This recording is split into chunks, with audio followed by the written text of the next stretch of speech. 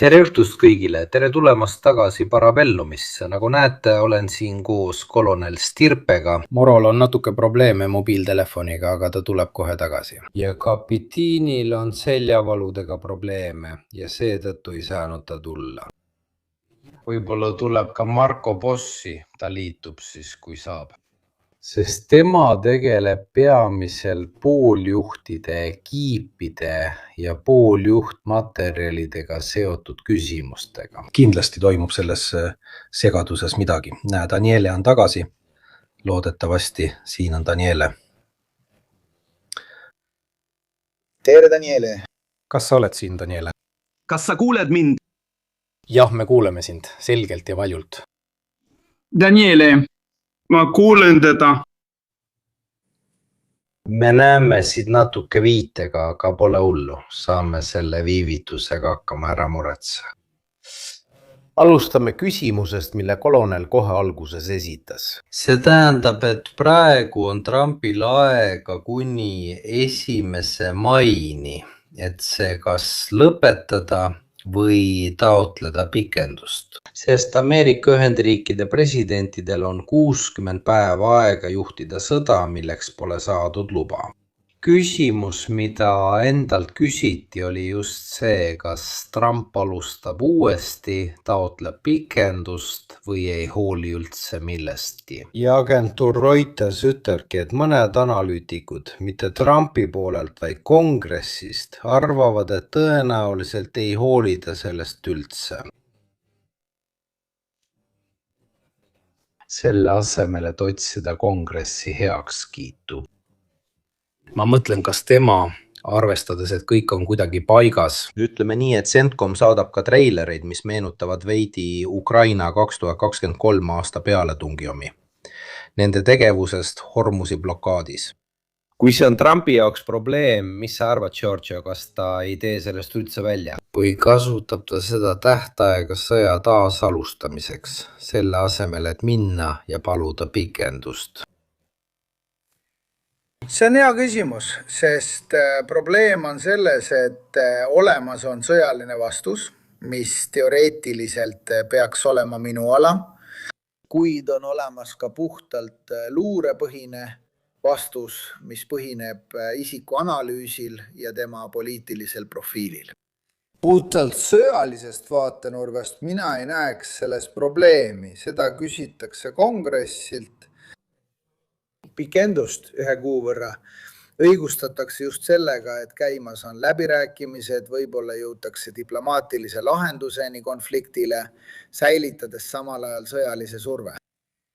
Sõjalisest vaatenurgast oleks see kaugelt kõige ilmsem asi, mida teha. Kuid samas peame arvestama selle isiku psühholoogilise profiiliga, kellest me räägime. Ma tean, et ei tohiks teha luuret sõbralike jõudude kohta ja ametlikult on Ameerika Ühendriigid endised liitlasriik. Kuid just president Trump ise pani meid olukorda, kus pidime tegema oma järeldused. Nagu ta oleks vähemalt neutraalne mängija, kui mitte isegi vaenulik. Ja seega, kas me võime endale lubada vähemalt mingitki analüüsi selle isiku kohta? Sellisena nagu Trump on minu isiklik tunne, et tema pigem ei allu autoriteedile. Mida ta peab endast madalamaks, sest tema ütleb, et Ameerika Ühendriikide president teeb seda, mida tahab. Ma arvan ausalt öeldes, et tõenäolisem on see, et ta lihtsalt ignoreerib tähtaega täielikult. Andes vajaduse korral oma arvukatele kaastöötajatele ülesandeks vajadusel asja hiljem õigustada. Peltselt konflikt on praegu relvarahu olukorras. Ja seega 2 kuu tähtaeg on peatatud kuni võimaliku sõjategevuse taasalustamiseni. Nii et tema lihtsalt ignoreerib seda täielikult, sest tema on neist asjadest üle.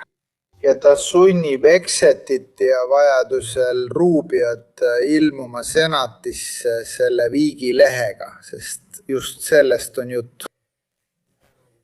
ja sel hetkel läheb ta vastasseisu kongressiga ja sunnib taas vabariiklaste enamust seisukohta võtma.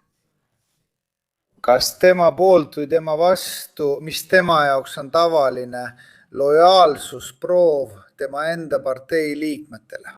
Ta kaotab taas mõned toetajad, kuid tõenäoliselt suudab ta poliitiliselt jälle ellu jääda ja jõuab lonkavalt vahevalimisteni.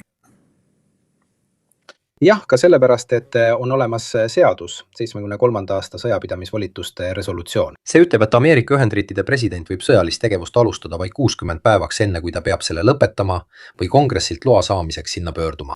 Või taotledes 30 päevast pikendust vältimatute sõjaliste vajaduste tõttu, mis on seotud Ameerika Ühendriikide relvajõudude julgeolekuga. See teine lause on väga huvitav, sest kui vaadata täpselt, mille üle senatis arutati, siis on see üsna märkimisväärne. Jutt käib just nimelt asjaosaliste meeste turvalisusest. Ma peataksin sind siin, ma annan sulle võimaluse. Sa halvustad mind, et mind ei huvita. Ma küsin sinult, kas sa arvad, et nad on valetajad või mitte. Seda ma küsisin. Sa halvustad mind, et mind ei huvita meie vägede hukkumine. Ei, ma küsisin sinult, kas sa arvad, et nad on valetajad. See on igas mõttes halvustav ja laimav. Mitte keegi ei hooli rohkem meie vägede saatusest. Mitte keegi ei hooli meie vägede tervisest. Mitte keegi ei taha neile kõigile lootust tuua. Aega. Tema kontrollib aega. Pane tähele, et senati president on vabariiklane ja hoolimata sellest püüdis ta teda ohjeldada. Ütleme nii, et ta oli veidi pidamatu. See on huvitav just sellepärast, et isegi sellistele küsimustele nagu, aga kui te tegite strateegilise hinnangu Zelenski kohta, kellel polnud kaarte käes, siis millele te selle rajasite? Arvestades, et möödunud on üle aasta ja nad on ikka veel seal võitlevas. Ja tema pööras sellest küsimusest täielikult kõrvale ning ütles midagi sellist nagu nüüd maksavad relvade eest eurooplased. See ei ole otsene vastus sellele, mida küsiti. Aga huvitav on just see, et ta ütles, et talle läheb väga korda nende meeste elu, kes teenivad. Sest juhuslikult see klausel, mis võimaldab pikendamist, on seotud Ameerika Ühendriikide relvajõudude julgeolekuga. Nii et minu arvates, arvestades, et ta pole just eriti nutikas tüüp, oli tal juba enam-vähem ette teada, mis suunas ta arutelus liikuma peab. Sest ta toob selle teema üles ja ilmselt kasutatakse seda teemat hiljem. Kas sa saad hakkama, Daniele? Kas ühendus on stabiilne?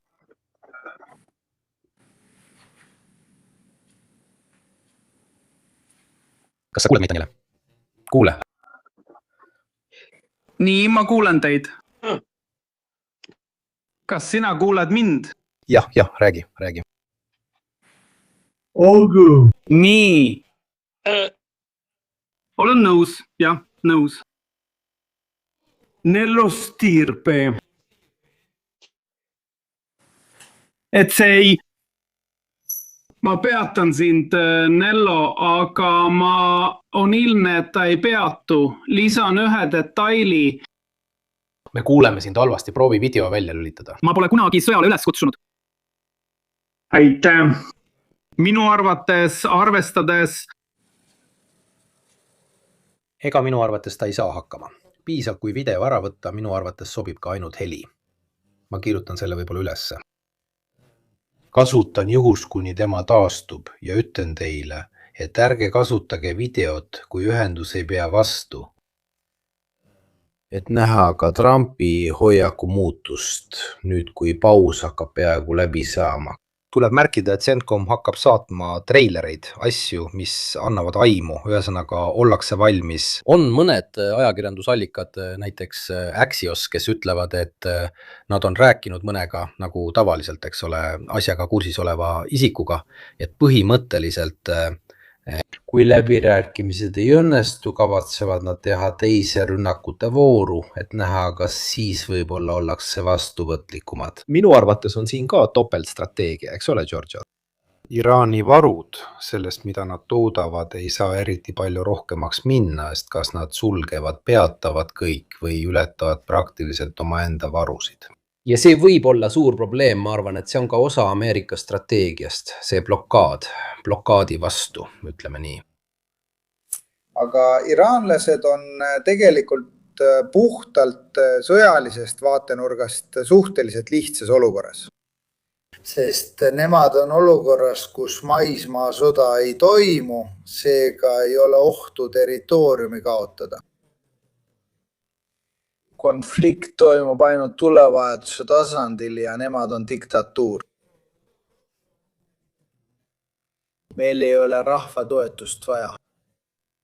Seega võivad nad teoorias endale lubada pea liiva alla peitmist, silmad kinni pigistamist ja kõik need hoobid vastu võtta, mida ameeriklased neile jagavad. Nad võivad endale lubada ka mitte vastata või vastata ainult sümboolselt, hoides tunnelites alles seda, mis neil veel jäänud on. Mis on siiski märkimisväärne, isegi kui see on vähem kui pool sellest, mis neil enne konflikti algust oli. Ja oodata, kuni ameeriklased lõpetavad, saavad oma viha välja elada. Risk on selles, et ameeriklased kulutavad rohkem laskemoona, kui nad endale lubada saavad, ilma et saavutaksid mingitki poliitilist tulemust. Tuletage meelde, et sõda ei peeta ainult sõjalistel eesmärkidel, vaid poliitilistel eesmärkidel. Nad võivad sõjaliselt võita nii palju, kui tahavad, aga kui nad ei saavuta poliitilist eesmärki, mille nad on endale seadnud ja mida nad on ka propageerinud, siis see ei ole võit. Eriti kui selle hinnaks on laskemoonavarude ammendumine, mida neil on vaja palju olulisemateks väljakutseteks kui Iraani omad. Seega ausalt öeldes ma nüüd ootan, et kui sõjalised operatsioonid uuesti algavad ja viimane ettepanek, mis näib olevat saadetud iraanlaste pool Pakistanis, ei leia Trumpi heakskiitu. Ma ootan veel ühte Ameerika ja Iisraeli pommirünnakute lainet Iraani vastu. Nad hävitavad väga palju asju, nad ei kanna kaotusi nende pommirünnakute käigus, kuid tegelikult ei saavuta nad mingit poliitilist väärtust omavat tulemust. Kõige rohkem saavad nad hiljem öelda, jah, me saavutasime tulemuse. Me hävitasime täielikult nende uraanivarud, nad on seda juba korra öelnud, nad võivad seda uuesti öelda. Ja see võiks olla Trumpile poliitiline pääsetee, et soost välja pääseda. Kuid on ebatõenäoline, et neil tõesti õnnestub sellist tulemust saavutada. Nüüd tuleks siin pigem teha majanduslikku kui sõjalist analüüsi ja vaadata, kui kaua saavad Ameerika Ühendriigid endale lubada sellist survet hoida. Sest ma ei ole küll majandusanalüütik, aga öelda, et Ameerika Ühendriigid toodavad naftat ja seetõttu ei lähe neile korda, kui Hormuzi väina liiklus on suletud, on katkestatud, ei pruugi see paika pidada, see ei pruugi tõsi olla, sest üldiselt tõuseb energia hind kogu maailmas turgude seotuse tõttu ja lõpuks tõusevad hinnad ka Ameerikas. Ja me teame väga hästi, et kui on üks asi, mida Ameerika Ühendriikide president endale lubada ei saa, siis see on see, et bensiini hind riigis tõuseb üle teatud piiri. Mida ma ei mäleta, mulle tundub, et see on $100 barreli kohta. Me oleme juba viimased. Jah, ei, Ameerika Ühendriikide tanklas. Ei tanklas. Kui see ületab 4. Gallooni, 4 tonnari gallooni kohta, midagi sellist. Kui see ületab selle piiri, president kaotab valimised. See on natuke selline müüt nende jaoks, keda ma tean, aga ma ei mäleta, mis see piir on. Meil oleks vaja majandusanalüütikud, kes ütleks meile, milline olukord tegelikult on ja kui kaua saavad Ameerika Ühendriigid endale lubada selle kriisi jätkumist. On ka tõsi, et ka Iraan ei saa seda endale lubada, aga tuleme tagasi selle juurde, et Iraan on diktatuur ja teoreetiliselt isegi kui pool tema elanikkonnast nälga sured tänana. Võimul olevat kampa see eriti ei huvita. Vaatame, kas Daniele on siin, kas saad hakkama? Ma kuulen teid. Jah, alust. Kas te kuulete mind? Nii et nagu ma ütlesin, tema ei ole kunagi aksepteerinud seda mõtet, et ta peab sõda, nii et tõenäoliselt see, ta ütleb kolonel Stirpe, ongi see mäng, mis tal mõttes on. ja see tähendab, et ma küsin 30 päeva juurde, teades, et vabariiklastest saadikud ütlevad mulle niikuinii kõigele jah, mida iganes ma küsin. Muide, ma juhin teie tähelepanu sellele,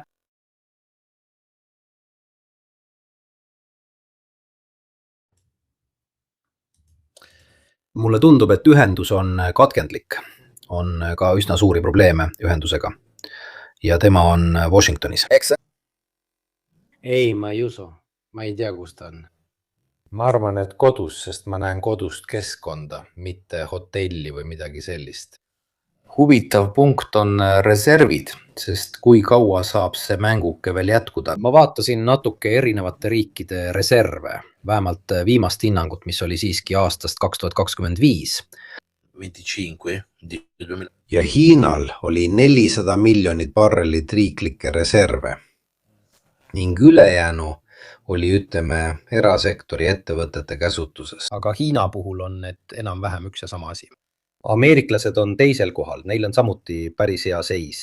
Kui vaadata kõiki teisi, eriti eurooplasi, siis meie oleme täiesti mängust väljas. Arvestage, et isegi praeguse tarbimise juures oli ka hiinlastel maksimaalselt 80 päeva varu. Me ei räägi siin aastatest või millestki sellisest. Euroopal oli varu umbes 27 päevaks. Ja see sõda maksab meile umbes 500 miljonit kuus, midagi sellist. Just hinnatõusude mõttes. Mitte bensiinikulu mõttes. Seega, kas hiinlased teadsid ja ennustasid midagi? Sest nad kogusid palju varusid, kui nafta hind oli madal eelmistel kuudel. Oktoobris, novembris ja nii edasi. Veel üks asi, võib-olla sina mäletad. Üks vana Ameerika dokument, kus pärast Nõukogude bloki kokkuvarisemist arvasid ameeriklased, et pole vaja kogu seda varu hoida. Mis kunagi oli palju suurem. Sest tulevikus, kui olekski sõda olnud, oli etteteatamisaeg umbes 57 aastat. Mulle tundub, et siin on see 57 nädalat. Ja seega äkitselt hakkab see hullumeelne otsus varusid vähendada ja võib-olla ka palju muud, tõenäoliselt ka laskemoon, sellised asjad nüüd tunda andma. Noh, siin tekib mul tõesti 2 tähelepanekut. Üks sõltumata kõigist poliitilistest ja eetilistest kaalutlustest. Ja hoolimata kogu minu isiklikust vastumeelsusest Iraani režiimi suhtes, sõjalisest vaatenurgast vaadates on selles sõjas Ameerika Ühendriigid agressor. Puhtalt sõjalisest vaatenurgast, kordan, ärge teik mind rünnake, ma tean väga hästi, et ajatollad on kuritegelik režiim. Hetkel, kui ma otsustan alustada sõjalist operatsiooni, milles mul on absoluutne ülekaal. Mina otsustan sõda pidada, mina otsustan, millal seda alustada, mina otsustan, kuidas seda pidada. Aga kas on võimalik, et keegi ei valmistu selleks sõjaks? Aga kas on võimalik, et nad ei suurenda enne reserve, et valmistuda pikemas konfliktiks, mis võib-olla osutub oodatus pikemaks? See on järjekordne tõestus, et Trumpi administratsioon on tõesti üks kamp nõiaõpipoisse ja uisapäisa tegutsevaid diletante. Teine tähelepanek, ja siin ma jälle astun korraks oma valdkonnast välja, mul oleks vaja kolleegi, majandusanalüütikut. Seda tabelit vaadates tekib mul siiski kahtlus. Loetletud erinevad osapooled, Hiina, Ameerika Ühendriigid, Jaapan, Euroopa, Saudi Araabia ja teised on kõik erinevad ning neil on erinev majandus- ja tootmissüsteem. Nad erinevad üksteisest. Seetõttu on nafta kasutamine iseenesest erinev ja sellel on erinev tähendus. Näiteks meil Euroopas kasutatakse naftat põhiliselt, ma rõhutan, olen avatud kriitikale ja parandustele, aga üldjoontes ütleksin, et see on mõeldud autotranspordiks. Seega ei jää kõik seisma, kui varud oluliselt vähenevad. Teistes riikides kasutatakse naftat ka tehastesse energia andmiseks, samas kui meil kasutatakse selleks gaasi. Seega on võimalik, et Hiinal on need varud palju suuremad kui teistel, sest nende tööstus sõltub rohkem süsivesinikest energia saamiseks. See võib ka nii olla. Ma ei ole selles üldse kindel, ma ütlen seda lihtsalt arutelu teemana. ma arvan, et osaliselt on see sellepärast, et nad toodavad vähem naftat kui teised ja neil on ikkagi tohutud varud, sest nad on väga suur riik ning seetõttu on neil ka väga suur tarbimine. Näiteks ma tean, et meil on maailma suurim kivisöe tarbimine. Jah. Meil seda peaaegu enam ei ole. Ja ka Indias on sama lugu. Seega ma ei tea, kui palju näitab kogu varude tase tegelikku tarbimist ja esmavajadust. Kuhu Daniele läks baari või? Mis vabandust? Ei, Ma vaatasin, kuhu Daniele läks, kas väljakule baari varastama wifi mõnest baarist. tõenäoline. Palun Daniele, nüüd ma arvan, et kui sa oled baaris, siis me kuuleme sind. Vaatame, kas tema kuuled meid. Aitäh.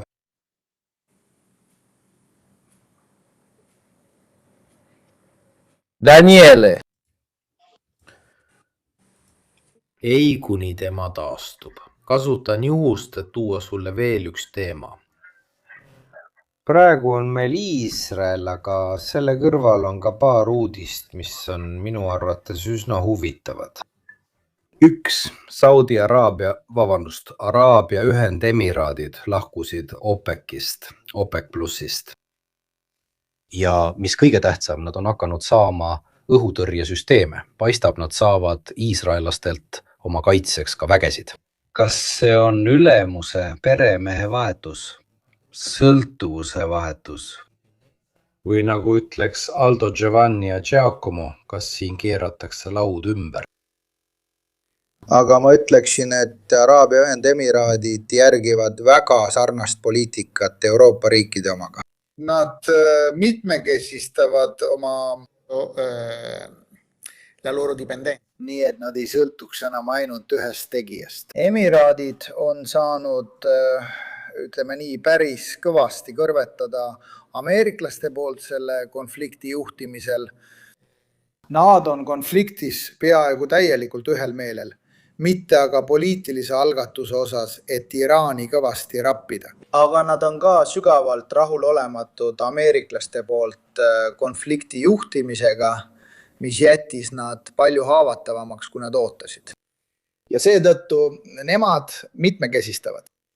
Ja kui sa tahad oma liitlassuhteid mitmekesistada ega taha olla sõltuvuses autokraatiast nagu Venemaa või Hiina, siis pole sul just palju kaarte, mida mängu panna. On olemas Ameerika Ühendriigid, piirkonnas on Iisrael, mis on sõjaliselt kindel valik. Ja siis on veel Euroopa.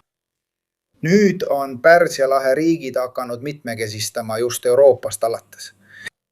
Nad on hakanud sõlmima lepinguid erinevate Euroopa riikidega, eelkõige Itaalia ja Prantsusmaaga, ning nüüd teevad nad seda ka Iisraelida.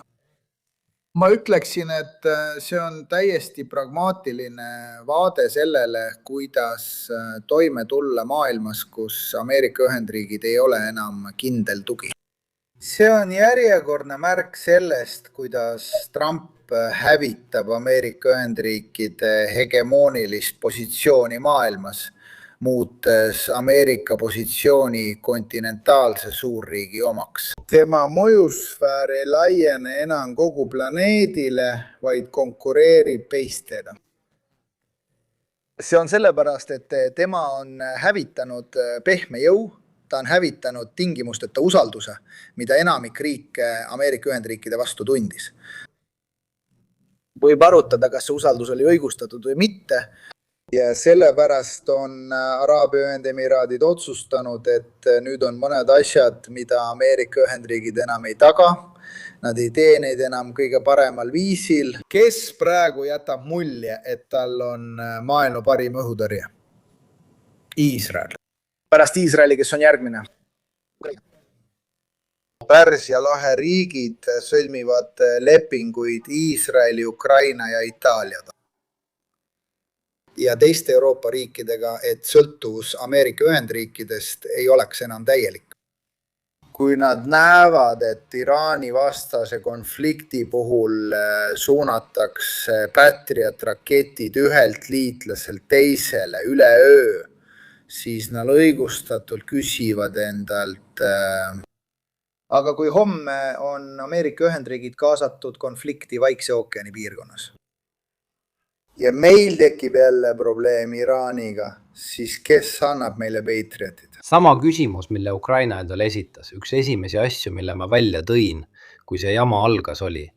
Väga hea, nüüd on Patriotide ja õhutõrjesüsteemide jaoks veel teisi konkurente. Tegelikult ei meeldinud see Iraani lugu Ukrainale üldse, sest nad sai kohe aru, mis suunas asjad liiguvad ja proovisid tulla välja operaatorite ettepanekuga ja nii edasi, et selles mängus püsima jääda. Aga kõigile patriote ei jätku nagu näha. Neid tahaks ka Taiwan, tahavad ka teised, nii et... Ja see tähendab, et patriotid ei saa enam olla ainus vastus. Muide, kas sa oled jälginud viimaseid uudiseid, viimaseid agentuuride teateid kinsaalide allatulistamise kohta? Ukrainlaste poolt... Mitte patriotide kohta, vaid süsteemide kohta. Lõpuks elektrooniliste kohta. Inimesed organiseeruvad. Tuleb näha, kas see on tõsi. Tuleb teha katseid. Näiteks juhtus see Haimarsidega. Venelased rikkusid segamisega ka Excaliburi mürsud, kui ma õigesti mäletan, mida kasutati M777-dega. Ja siis rahulikult. Uudis kinnitati ka, ütleme nii, lääne poolelt, et täpsuse tase oli langenud. Nii et mingil hetkel ukrainlased ei tahtnud enam isegi Excalibureid, ka sellepärast, et need maksavad meeletult palju. Siis pigem tavalised mürsud. Seega, kui see uudis on tõsi, siis tuleb näha, millisel tõhususe tasemel see on. Nüüd, kuna meil on siin nende asjade ekspert, Marko, mida sina arvad sellest kinsaalide segamise loost? Ma ei tea nende asjade üksikasju, sest ilmselgelt on paljud neist piltidest salastatud. On selge, et kõike saab segada.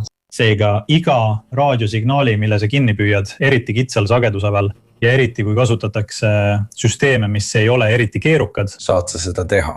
Aga selleks on vaja raam. Kui see asi tuleb alla kiirusega Mach 5, Mach 7 ja nii edasi ja lisad elektroonika.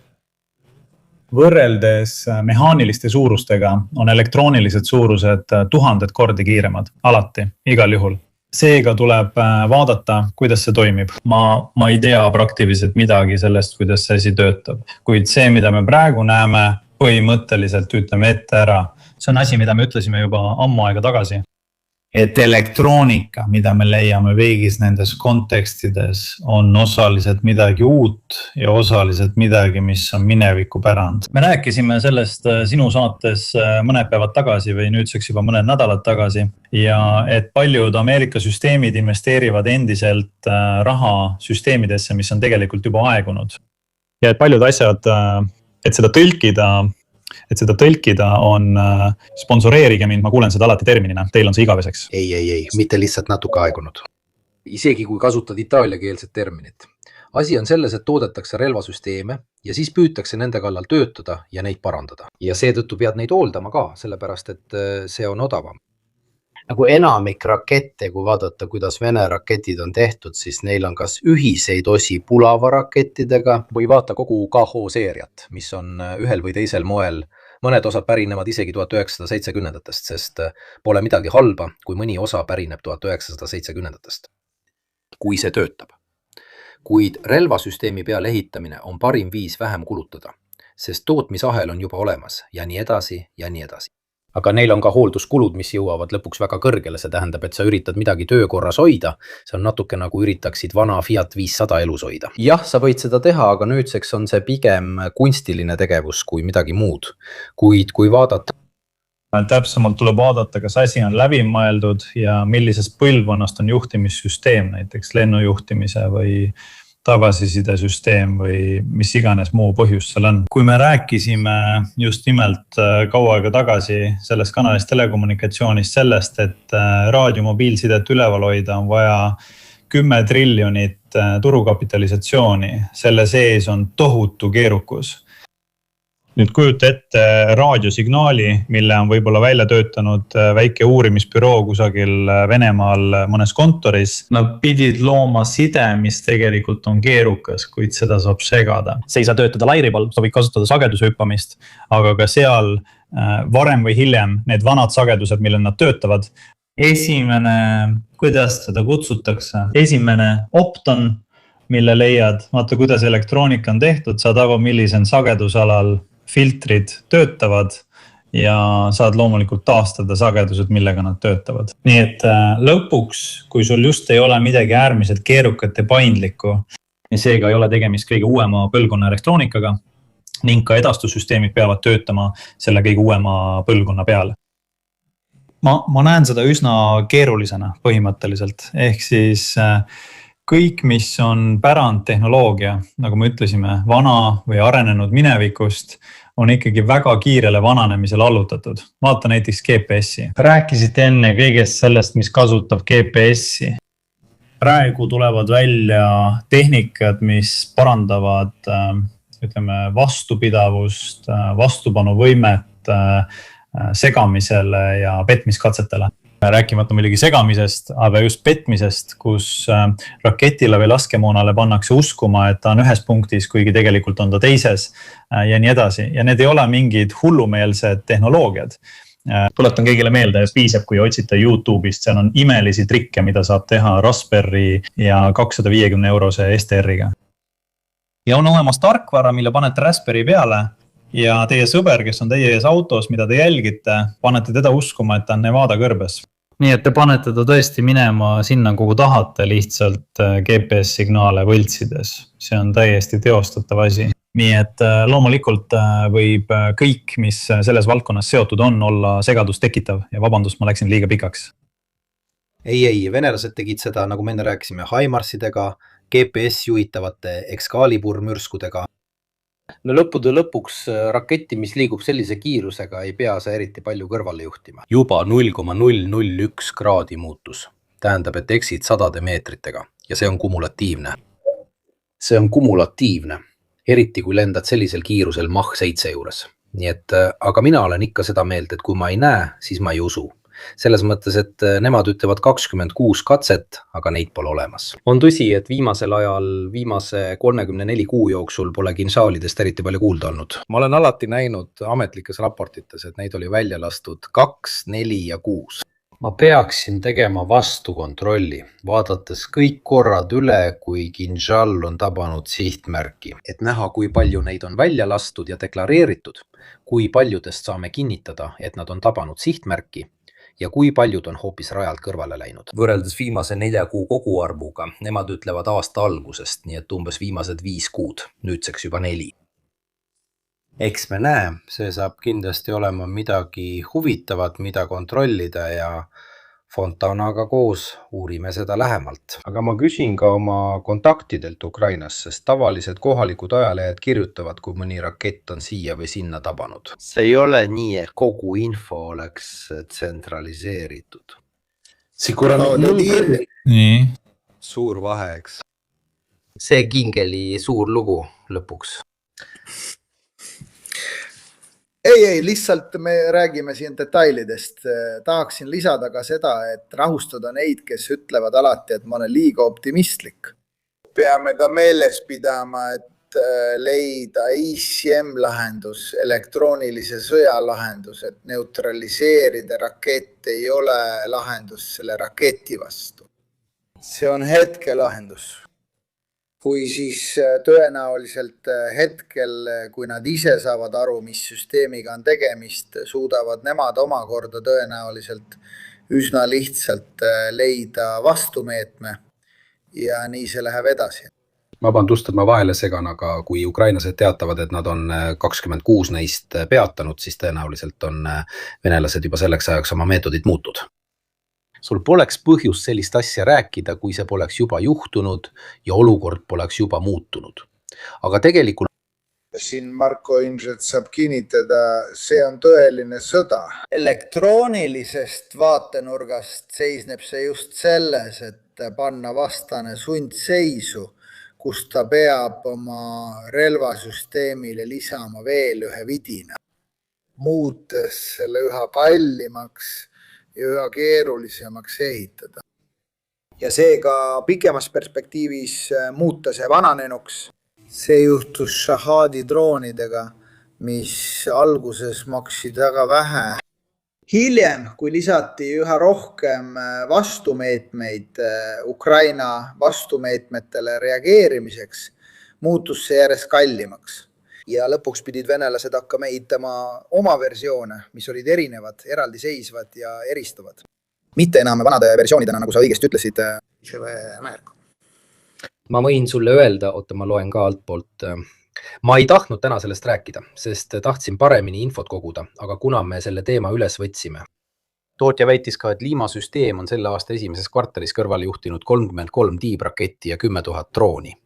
See tundub mulle veidi ebatõenäoline. Ausalt öeldes ka 98% juhitavatest õhupommidest, mis on välja lastud süsteemi poolt kaetud aladel.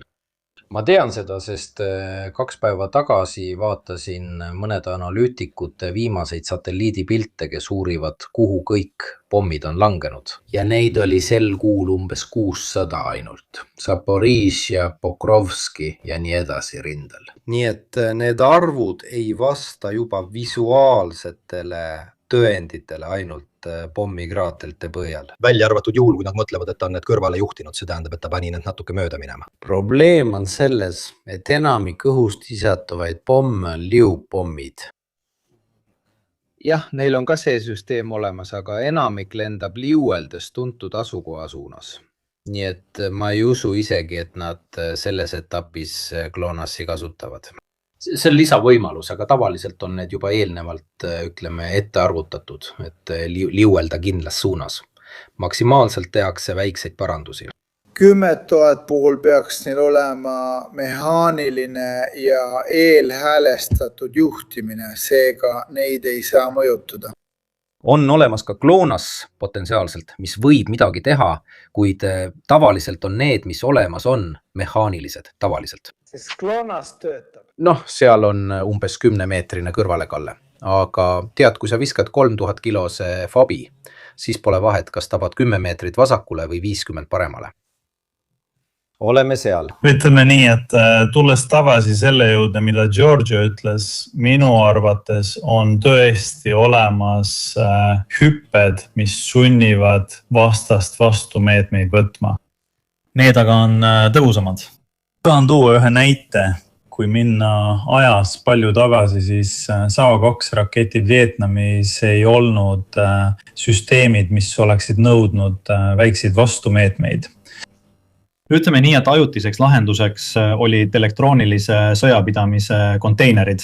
Aga tegelikult pidid ameeriklased lõpuks leiutama stealth-tehnoloogia, mis polnud sugugi tehnoloogia, mis oleks ilmunud mõne aasta pärast. Seega tuleb vaadata, kui kaua kestab ajutine lahendus võrreldes sellega, kui kaua kestab rohkem või vähem kõike hõlmav ja põlvkonna vahetust tähistav lahendus. Sellisel juhul, kui kasutad GLONASSi süsteemina, peale selle, et GLONASS ei ole minu teada eriti kohandatav, pead, ütleme nii, arendama elektroonikat, mis suudaks aru saada, kas siin petetakse või mitte. Nagu juhtub ka GPS-iga, eks. Kuidas GPS-signaali võltsimine käib? Mul oli ilus satelliitide konstellatsioon ja äkki ilmuvad välja satelliidid, millel pole asjaga mingit pistmist, siis on selge, et keegi tõmbab mulle vingerpussi. Ja just seda teevadki BNT correction süsteemid, mis tuleb pardale paigaldada. Muide, ettevõte, kus ma töötan, toodab terve rea selliseid seadmeid. Nad omandasid just ühe selle valdkonna spetsialiseerunud ettevõtte. Kuna Daniele on siin, kasutan juhust, sest me saame rahulikult rääkida, kui ühendus töötab. Aga kulub ainult 20-40 minutit proovimiseks, me oleme sellega nõus. Teges Eesti väljast. Kui ta läks paavi, oli kuulda.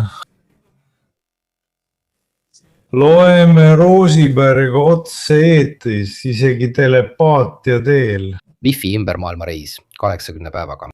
Nii et Daniele, lisaks sellele, et sa pead jätkama rääkimist sellest, mida sa tema kohta rääkisid, on mul ka üks küsimus. Mis see endise rünnaku lugu on?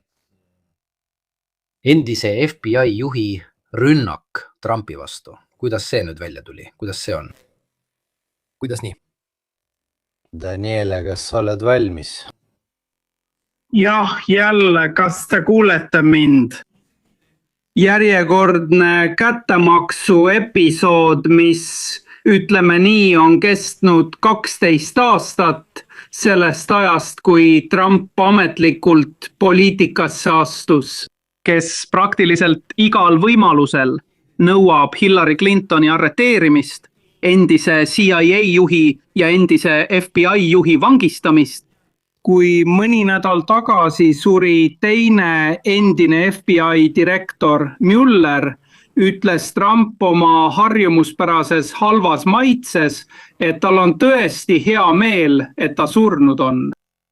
Nii, täna hommikul tehti analüüs just selle Comey juhtumi kohta, kus tundub, et Trump oli palunud justiitsministeeriumil ta arreteerida ja ahelatesse panna. Comey, kes ilmselgelt oli juba sammu ees, ilmus ise kohale enne, kui see etendus algas. On ilmne, et Comey eksis, sest see märk, mille ta postitas ja hiljem eemaldas, oli tegelikult väga halb. Kuidas seda nüüd öelda? See oli asi, mida endine FBI direktor poleks tohtinud teha.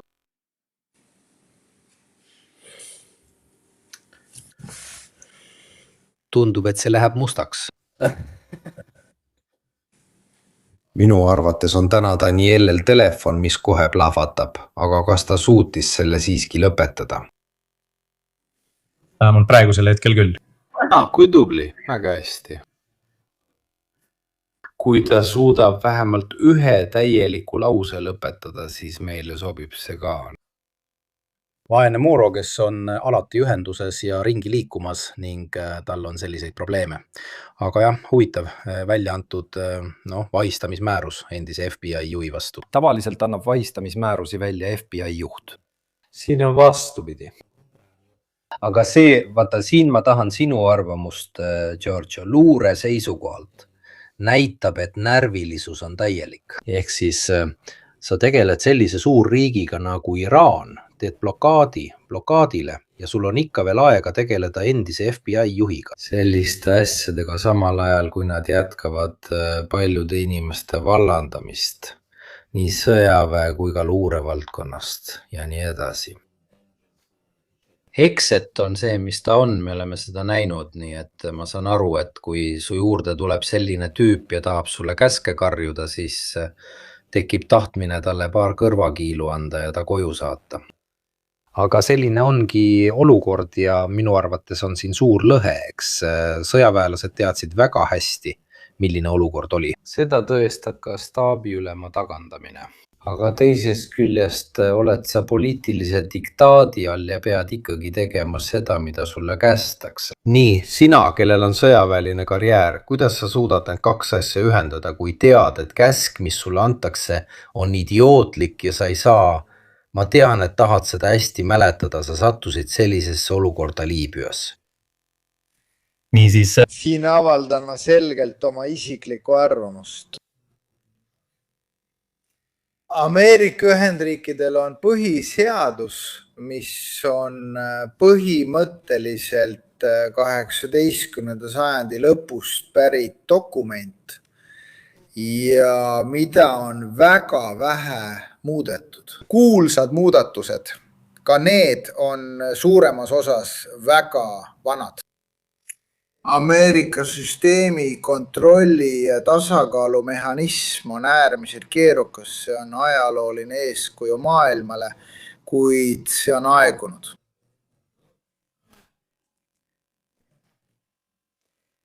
Kui see loodi ja hiljem täiustati, liikus maailm palju aeglasemalt.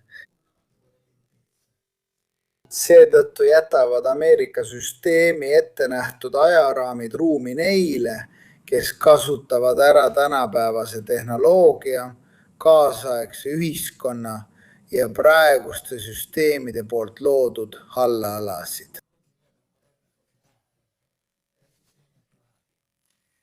Nüüd on Trump õppinud elama nagu hai Ameerika poliitilis-majanduslikus keskkonnas, kasutades ära seadusandluse hallalasid. Poliitik Trump on õppinud tegutsema hallaladel, mis ei kuulu enam jurisdiktsiooni, vaid põhiseaduse alla. Kasutades ära seda, et Ameerika Ühendriikide põhiseadus annab presidendile piiratud võimu. Jah, kongressi poolt, kui need on piiratud tagantjärele. Selles mõttes, et president annab käsu ja isegi kui see käsk tundub kahtlane, pead sa selle ikkagi täitma. Hiljem vajadusel hoolitseb kongress selle eest, et asjad korda saaksid, kui jõutakse järeldusele, et president on oma volitusi ületanud. Probleem on aga selles, et tänapäeva maailmas, kui kongress sekkub, on asi juba praktiliselt otsustatud ja kongress seisab silmitsi juba toimunud faktiga. Ja seetõttu viib presidendivalitsuse süsteem selleni, et täidesaatev võim hakkab domineerima parlamendi ja seadusandliku võimu üle. Tänu sellele, kui kiiresti täidesaatev võim annab korraldusi ja need täidetakse. Euroopa süsteemides on olukord teistsugune, sest valitsusjuht peab enne korralduse andmist eelnevalt loa saama. Parlamendi luba. Seega minu kui sõjaväelase jaoks muutub lihtsaks, kas kuuletuda või mitte, sest mul on käsk täidesaatvat võimult, millele on andnud kinnituse seadusandlik võim. Olgu, see pole arutluse all, see peab tõesti olema ebaseaduslik käsk, ilmselgelt ebaseaduslik, mille täitmisest ma keeldun. Ja igal juhul olen ma kaitstud selle hetkel, kui keeldun kuuletumast, sest seadus näeb ette, et ma pean keelduma kuuletumast ilmselgelt ebaseaduslikule käsule. Ameerikas see nii ei ole, sest Ameerikas pead sa sõjaväelasena kuuletuma oma käsuahelale, mis tipneb Ameerika presidendiga, ülemjuhataja ehk commander-in-chiefiga, kes, ma kordan, vastutab kongressi ees ainult tagantjärele. Tal ei ole vaja koest luba. Aga mina sõjaväelasena, kui ma saan aru, et käsk, mida ma Ameerikas saan, on rumalus, vale ja kahjulik minu riigile ning minu relvajõudude terviklikkusele. Ma saan sellele ainult tähelepanu juhtida. Jah, muide, Exet lasi paar kuud tagasi eemaldada ka hulga sõjaväeadvokaate, sest minu arvates teadsid nad juba, et paljud lähevad sinna, just need, kes peaksid sõjaväelasi sellises olukorras toetama. Nii et siin on ka veidi ettekavatsetust, teades, et tuleb vastupanu.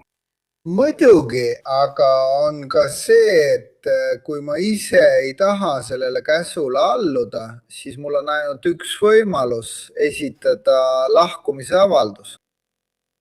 Aga kui ma lahkun, siis ma tean ka, et ta paneb minu asemele kellegi, kes on minust vähem sobiv, ainult sellepärast, et ta kuuletub talle. Ja seega mina, kes olen oma meeste elu eest vastutav, pean endalt küsima, aga kui ma lahkun, kas ma ei sea siis veelgi rohkemate oma inimeste elusid ohtu? Kas ma ei tekita oma riigile veelgi suuremat kahju? Trump paneb Ameerika sõjaväelased tõepoolest eetiliselt talumatusse olukorda. Ja minu isiklik vastumeelsus tema suhtes tuleneb eelkõige sellest. Ma tunnen ka seetõttu, et olen mõnega neist endiselt kontaktis oma Ameerika kolleegide kannatusi. Ma tõesti kannatan koos nendega, sest neil pole pääsu. Nad ei tea, mida sellises olukorras teha, nad on kimbatuses. Nad on olukorras, kust pole välja pääsu. Kui nad astuvad tagasi, on see vastutusest põgenemine, aga kui nad ei astu tagasi, peavad nad kuuletuma ilmselgelt valedele käskudele. Vabandust, nii vastan ma ka sellele küsimusele. Norra sõjaväeohvitser kirjutas artiklis, ma ei tea, kas see on tõesti itaalia keeles kirjutatud, et Vene laevastik on väga suur ja arenenud. Aitäh.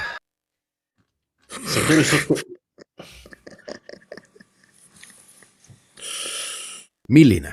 See, mis on vee all Mustas meres, sest punane on seal all lõpetanud. Allveelaeva väli. Jah, see on arenenud, tuleb öelda. Allveelaeva valdkonda on nad alati investeerinud ja neil on õnnestunud säilitada teatud tase, kuigi nad on selle nimel väga palju vaeva näinud. Igal juhul on neil arvuliselt neid nüüdseks vähe. Arvuliselt ei ole see suur merevägi. Tegelikult pole Vene merevägi ajalooliselt kunagi eriti silma paistnud. Ei teises maailmasõjas ega ka 20. sajandil. Vähestel kordadel, kui nad on proovinud tervitanud sussit, aga ütleme nii, et see pole just nende tugevaim külg. Allveelaevade vastane võitlus on hoopis teine asi. Selles olid nad kindlasti väga arenenud. Vähemalt kuni 80. keskpaigani olid nad väga eesrindlikud. Täna, kui sellele vaatame, on sellest vähe alles jäänud. Allveelaevastik küll ja tegelikult käib pidev võitlus nende vahel. Ma rääkisin inglaste ja norralaste koostööst, et heidutada Vene allveelaevade tegevust Põhjameres, aga ka minu meelest Läänemeres. Tuleb öelda, et Soome oli neutraalne, aga koos Norra ja Rootsiga. Ja nii see oligi. Nad paigaldasid nii palju akustilisi poid ja allvesensoreid, et kui mõni Nõukogude allveelaev mööda läks, Nad teadsid seda isegi nii täpselt, et oleksid võinud selle peal kõndida. Ja see on tõsi, nad teadsid väga hästi, mis seal liigub. Ütleme nii, et kui sa lähed Põhjamerele, siis see on juba natuke suurem. Artiklis on olukord teistsugune. Aga ma tuletan su kontaktile meelde, et kui Kursk põhja läks, siis isegi vraki kätte saamiseks pidid nad norralastelt abi paluma. Kui nad poleks oodanud, oleksid nad ka päästetud. Täpselt. Nad ootasid päevi ja nii edasi Kurski tragöödia puhul. Üks laevastik tõesti ajab närvi, sest piisab ühest tuumaallveelaevast, et närvi ajada. Eriti kui SSBN tulistab strateegilisi rakette ja nii edasi. Aga see pole laevastik, mis pannaks ühtegi riiki raskustesse. Mõelge, et Vene mereväe strateegia, mis oli mõeldud külma sõja jaoks, oli selline. Me tuubime laevad pungil täis, kui me satume vastamisi Ameerika mereväega. Tulistame kõik, mis võimalik, et võimalikult palju kahju teha. Ja ameeriklastele, sest me teadsime, et ülejäänud laevastik uputatakse niikuinii. Nii et see oli peaaegu nagu linn. Ja Vene merevägi tegutseb ajaliselt piiratud raamides. Aega üheks operatsiooniks. Ma lugesin, et Läänemeri on väga madal, seega põhimõtteliselt lihtne. Ainus väljapääs on Murmansk. See tähendab, et iga Vene mereväe üksus, mis tegutseb Arktikas, kus seda on raske leida, peab varem või hiljem ikkagi minema tankima. Ja tankima saab minna ainult ühte mereväebaasi fjordi lõpus, mille asukohta kõik teavad. Seega, kui ta kord juba väljas on, peab ta oma missiooni täitma, teades, et ühtegi teist missiooni ta täita ei saa. Seega on Venemaa mereväe oht Norra suhtes midagi sellist, mis võib kesta kuu või 2, pärast seda jäävad alles need 4 tuumaallveelaeva, 4, mis on saadaval. Need kestavad palju kauem kui 4 kuud, kuid see on piraadisõja, kaaperdussõja tase, nagu sakslased tegid teise maailmasõja ajal, mitte midagi enamat. Neil on pigem strateegiline tähtsus kui lihtsalt tüütamiseks. Aga kui sa saad sekkuda Musta mere laevastikku, siis on pahandus käes. Ole rahulik. Ära provotseeri mind. Ma näen juba kütmist Kiievi, Kiirovi, Minski ja Sverdlovi sektorites. Ära muretse, ma tean seda peast. Kõige selle keskel, mis toimub, on ka see Trumpi avaldus. Ameerika Ühendriigid uurivad ja vaatavad üle ning ütleme nii, et nad kaaluvad vähendamise võimalusi. Saksamaal olevad väed, mida oli juba 90-ndatest alates vähendatud, vähendatakse veelgi, kuigi Ukraina sõja puhkemisega neid veidi suurendati. Kui ma õigesti mäletan, siis 45 000-lt 55 000-ni, midagi sellist. Näiteks need märgid siin või see, et mingil hetkel Trump ütles, et viskame Hispaania NATOst välja. Tegelikult ei ole olemas mehhanismi, millega saaks riiki NATOst välja visata. Ei ole. Ta ise ei taha enam lahkuda, tahab hoopis kõik teised välja visata, natuke nagu kägu. Tead, kuidas käopoeg toimib. Ta pannakse pessa ja siis viskab kõik teised välja.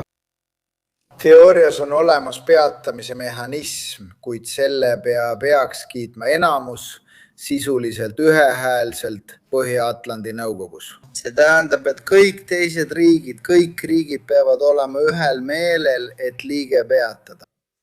Ja on palju tõenäolisem, et kõik jõuavad kokkuleppele Ameerika Ühendriikide peatamises kui mingis muus kokkuleppes. Kui kuulata Trumpi, siis peatada Hispaania.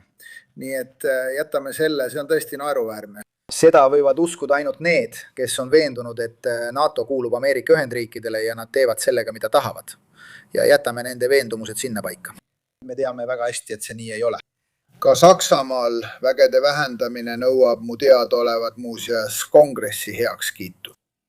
Nii et siin jõuame taas olukorrani, kus tema võib anda käsu, mis nagu teada ei ole päris seaduslik. Kuidas asi lõpeb? Jälle institutsionaalne vastasseis Ameerikas.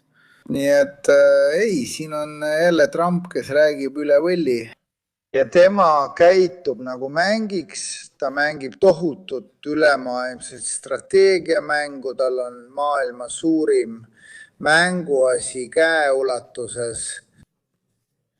Ameerika Ühendriigid koos kõigi oma vahenditega, sealhulgas sõjalistega, mis talle kõige rohkem lõbu pakuvad. Ja tema tahab mängida maailma suurimas mänguväljakul, mis meie õnnetuseks ongi maailm. Aga ta ei saa tegelikult aru, mida ta teeb. Küsimus Giorgiole, mitte Oriolle. Ainult vaenlased kutsuvad teda Orioks. Kas 3 aasta pärast saavad need vallandatud kindralid uues administratsioonis tagasi tööle? Kuidas sellest katastroofist taastuda?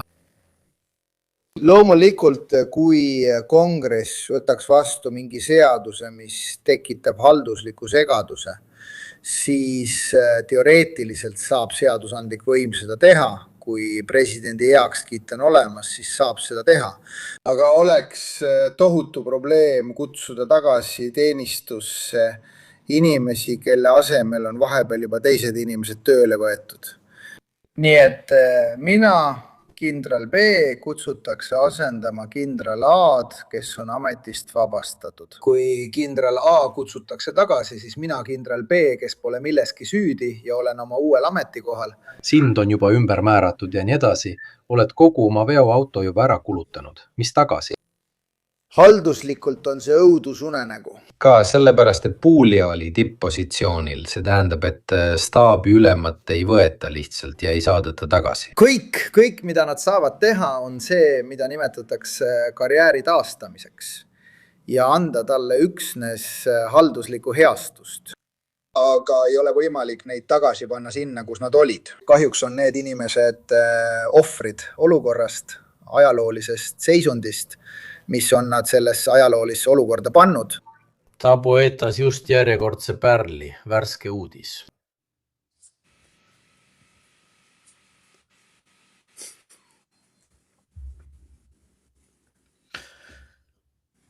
Aga siin avaneb suur arutelu. Minu arvates on need ameeriklased Itaalias meid okupeerinud. Me kuulutasime sõja välja. Mis saab meie sõjalistest kulutustest teie arvates? Kas need tõusevad või tähenevad? Vaatame, kui kasutame natuke loogikat. Meil on üks suur Hormus. Meil ongi lausa oma Hormus. Sitsiilia rannikul on meil Hormuz kohe lähedal. Meie sõltume impordi ja ekspordi osas oma mereteedest. Õnneks kaupleme rohkem Euroopaga kui ülejäänud maailmaga. Aga suur osa impordist tuleb siiski üle mere, tuleb teistest meredest. Pole juhus, et meil on laiem Vahemere piirkond, väga lai. nii lai, et 3 fregatiga seda ei kata. Sageli inimesed ei arvesta sellega, aga ka mina pooldan iseseisvat Itaaliat, millel oleks oma strateegiline väärtus, oma geopoliitika ja võimalus seda ka rakendada. Probleem on selles, et sul peab olema jõud. Jõud. Tasuta asju ei ole olemas. Kui te leiate strateegilise vabaduse ilma relvadeta, andke mulle teada, sest mina ei ole seda kunagi ajaloos kohanud. Kui nad lahkuvad, peaksime kulutama, mitte seda, mida praegu kulutame, vaid palju rohkem. Kulutused läheksid tagasi 90ndate tasemele. Kui tahame olla või jah, nii see on.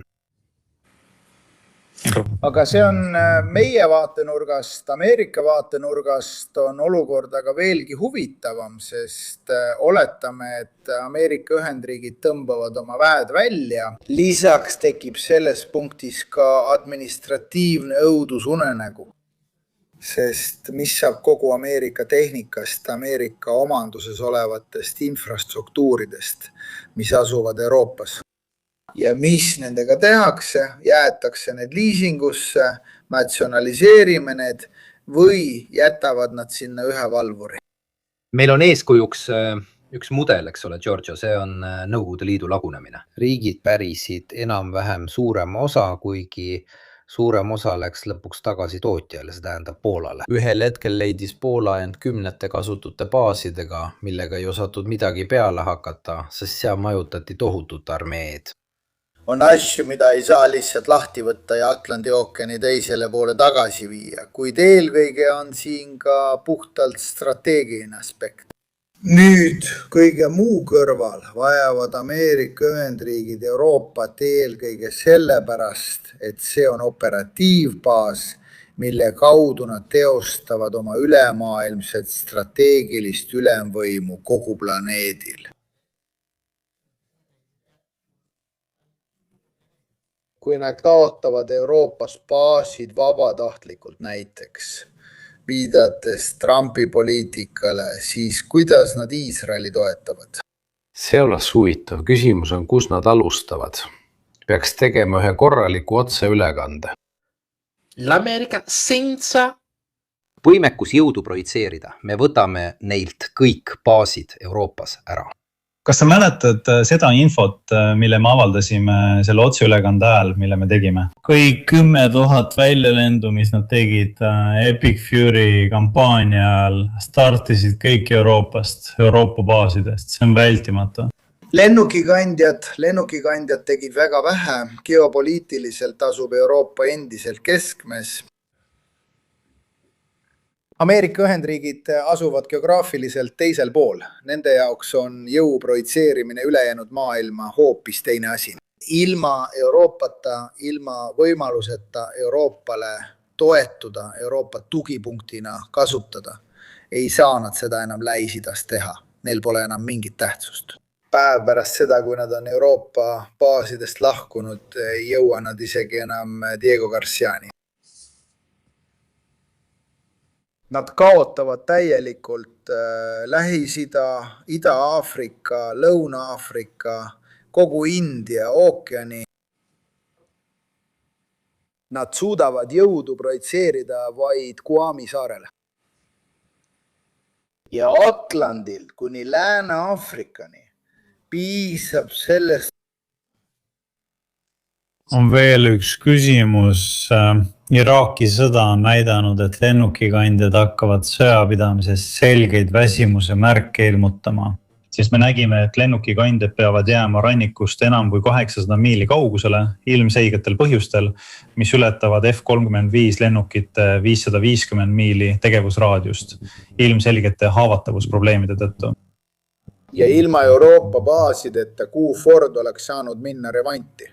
Unusta Souda laht, ta oleks pidanud tagasi Norfolki minema, võib-olla jõuaks ta sinna praegu longates. Ma olen veendunud, et lennukikandjate ajastu on läbi. Olen seda juba ammu öelnud. Ma näen hiinlasi, kes võistlevad lennukikandjate ehitamises, umbes nagu 30-ndatel võisteldi superlaevade pärast. ja see oli juba surnud asi, aga me ei saanud sellest aru. Ka olid härrad analüütikud ja sõjaajaloolased, kes kirjutasid sellest juba 20-ndatel, kui katsetati esimesi Briti lennukikandjaid. Lahingulaeval pole mõtet. Lennukikandja ründab sind 1000 kilomeetri kauguselt ja sa ei näegi seda. Kindlasti tasub neid ehitada. Ja ma näen, võib-olla on see osa ka ameeriklaste analüüsis selles mõttes, et kasutame seda jõudu seni, kuni seda veel on, sest see periood, ütleme nii, hakkab lõppema.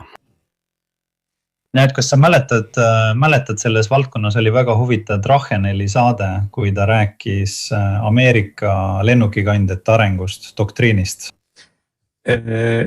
See asi on osaliselt tõsi, selles mõttes, et kui sa mäletad, kui nad ehitasid esimesed, seega Lexingtoni ja Saratoga, ütleme siis kaksiklaevad, need suure korstnaga, seega Lexington ja Saratoga, need olid siis esimesed mereväe lennuvägi, koosnes endiselt kahetiivalistest lennukitest, neil polnud võimet kanda väga raskeid torpeedosid. Seega oli tegelikult veel põhjus, ehk lennukeid nähti veidi rohkem kui lihtsalt väikseid vaatlusvahendeid. Seega oli tegelik operatiivne võimekus lahingulaevale lööke anda väga piiratud. Seetõttu oli veel teatav valmidus investeerida lennukikandjatesse, loobudes juba välja kujunenud ja tõhusatest lahendustest, nagu olid lahingulaevad. Siis toimus üleminek, kui tulid raskemad lennukid, sealhulgas pommitajad, mis suutsid kanda raskemaid torpeedosid. See tähendab, et 30-ndatel aastatel toimus väga kiire üleminek, mis muutis seda filosoofiat. Aga meie oleme natuke selles olukorras, kus sõda Ukrainas ja sõda Iraanis on tegelikult olemas. See üleminek tehnoloogia vahel, mida peetakse veel abistavaks, näiteks droonid ja laevavastased raketid, ning olukorra vahel, kus need tegelikult muudavad relvastuse seisukohalt kogu olukorda. See on minu arvamus kui asjatundmatu, ütleme nii. Ma ei tea, Fuller kirjutas juba 1920-ndatel, et kahetiivalised lennukid võivad kanda torpeedot. Pole juhus, et Bismarck tabati. Jah, see Smartfishi oma. Jah, see on tõsi, aga ütleme nii, et 1930-ndate alguses seda veel polnud, kuigi kui sa mäletad, siis suurem osa kahjudest Midway lahingus tehti samuti sukeldumispommitajate poolt, nende punaste Orlandide poolt. Aga nüüd, et mitte teemast kõrvale kalduda, olgu. Sõja alguses olid need üsna kehvad, ütleme nii, välja arvatud jaapanlaste Longlance'i torpeedo, aga see on juba hoopis teine teema. Aga jah, keegi nägi selles potentsiaali, praktilise rakendamiseni oli vähe puudu, eks. Vahend oli olemas. See oleks muutunud tugevamaks ja võimsamaks, natuke nagu auto nägemine 10-ndatel või 15-ndatel aastatel, eks. Ja teadmine, et paratamatult 20 aasta pärast oleks see kiirem, võib-olla isegi soomustatud. Ausalt öeldes mina näen seda uste puhul. Mina näen kedagi, kes on juba selle üle mõelnud, et võib-olla tuleb mõnikord ka sildu põletada, Giorgio, kaasa arvatud proksid, jõu projitseerimise võimekus, sest paratamatult kasutame seda ära ja see ressurss saab ikkagi otsa. Seega tasub kõik kohe sisse sasseerida, nii liitlastelt kui ka koormuse, ütleme siis sõjalise koormuse ümberjaotamise kaudu. Seega taanduda sealt nii, et igaüks maksab ise enda eest, püüda enne vältimatut taganemist või kokkupõrget võimalikult palju kasu saada. No kuule, see tundub mulle rohkem mänguri kui riigimehe loogikana, sest kasutada, mis ongi sisuliselt see, mis Trump on. Ta on mängur, ta mängib. Aga kui Ameerika hakkab jõuga laiutama, eriti oma liitlaste suhtes, lootes sellele, et tema sõjaline jõud seda praegu võimaldab, ja ta juba teab, et homme see enam võimalik ei ole. Aga vabandage, see on diplomaatiline enesetapp, strateegiline enesetapp. See tähendab, et sa tead, et muutud nõrgaks ja otsid endale veel vaenlasi juurde. Just siis, kui sa muutud nõrgaks, on aeg, mil pead püüdma võimalikult palju sõpru leida. Aga tema ei mõtle Amesi moodi, vaid mõtleb oma moodi. Sest et nagunii 4 aasta pärast mind enam pole. See on minu hetk mängida. mul on mänguasi, ma tahan seda kasutada. Ma ei taha teha nagu need enne mind, kellel oli mänguasi olemas, aga nad ei kasutanud seda kunagi. Ma tahan teid. Ühte asja, mida me eile Mirkoga telefonis niisama vesteldes arutasime. Nüüd oleme näinud, et Iraani ballistiliste rakettide ulatus on nüüdseks jõudnud 4000 kilomeetrini. Kas tundub võimatu, et 4000 saab 10 000? Ma arvan, et see hüppe, eriti kui süsteemi navigatsiooni pakuvad kolmandad osapooled nagu venelased või hiinlased, on lõpuks täiesti võimalik. See on lihtsalt küsimus suuremate torude tegemisest ja veidi arenenumate süsteemide kasutamisest. Muide, see ei ole kindel. Ma olin lugenud mõningaid allikaid, mis peaaegu vandenõuteooriana väitsid, et Põhja-Korea on andnud üle mandrite vahelisi ballistilisi rakette. Kujutame ette, kui keegi pole eriti vaadanud Iraani sarja. Seal olid korealased, põhjakorealased. Aga tead, mis on asja mõte, Vardo, kui ma siin segan? Kui sa tahad jõuda 10 000 kilomeetrini, siis ei räägita strateegilisest pommitamisest, vaid tuumapommitamisest. Sest võimekus viia lõhkeainet sellistele kaugustele on olemas, aga see on minimaalne. Näiteks, sa tulistad mu pihta 100 raketti 10 000 kilomeetrit. Mida sa siis hävitad? Õhuväebaas. Andmekeskus. See on loogilisem, andmekeskus. Andmekeskus või pooljuhtide tehas Arizonas. Need teevad kahju, need on kogu riigi kriitilised tõrkepunktid. Ja eriti mõned väga tundlikud osad on tõesti olulised esemed ja rääkimata psühholoogilisest mõjust. Relvaga, mis lennukikandja maksab $13,5 miljardit. Kui palju ballistilisi rakette saad teha 13,5 miljardi eest? Tänapäevaste tehnoloogiate hinnaga. Tere, me ei pea just see jutt, et kahetiivalised hakkavad õppima torpeedosid kasutama. Vaatame, et need, kes arendavad ballistilisi rakette, ukrainlased arendavad uuesti ballistilisi rakette, nad tootsid neid kunagi. Tootsid SS-18 rakette, need tehti seal Ukrainas. Kõige arvukam on toodetud ballistiline rakett, mis seales ehitatud.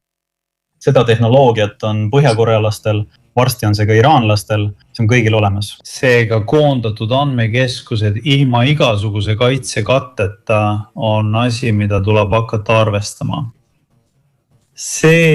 Muudatused toimuvad ka sihtmärkides. Sest sihtmärgiks ei ole enam lennukikandja, vaid võib-olla SMC, võib-olla suured tootjad. Väärtuslikud sihtmärgid, mis ei ole klassikaline sõjaline objekt, vaid midagi, mida on raske taastada. Kui ründad ASML-i Eindhovenis, oled hävitanud triljoni väärtuses asju, palju rohkem kui lennukikandja, mis kogu austuse juures on lihtsalt objekt, mis kannab palju vananenud tehnoloogiat. Kui ründad ainsat ettevõtet, mis toodab pooljuhte, näiteks Intelit Arizonas, ettevõte on strateegiline, ütleme nii. See on natuke nagu laagritehaseid pommitati Saksamaal, sest kõik vajasid laagreid. Või nagu Berkut tüüpi bensiini hüdrogeenimistehased, mis Saksamaal sünteetilist bensiini tootsid. See on hea küsimus, Giorgio. Kas sinu arvates on selle taga mingi varjatud plaan, mis kohe avalikuks tuleb, või on see lihtsalt hull, kes on kaosest õppinud? Sest ta võib olla ka natuke segane ja mängida sellega, et tal pole tulevikku, nii et mis tal sellest, mida ta teeb Ameerika Ühendriikide ja maailmaga üldse hoolida on. Aga on võimalik, et seal polegi, ma ei räägi mingist poliitilisest tasakaalustamisest, sest ta oli juba ülekaalukalt võitnud ja seega on teda raske takistada. Aga kas on võimalik, et sisemised jõud, tsiviil- ja sõjalised, ei oleks midagi, millega sekkuda? On olemas klausel, mis ütleb, et riigipea ei ole suuteline aru saama ega tegutsema. See näeb ette, et seda ütleb asepresident. See on juhtunud.